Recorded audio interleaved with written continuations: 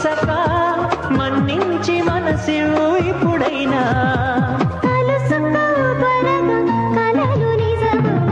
గుండెలో వాలవా చెలి చిలక శ్వాసలో కోరిక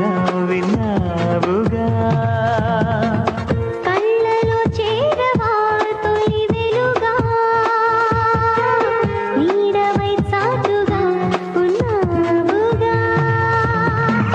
మాటలే చేత కాక సైగ చేసానుగా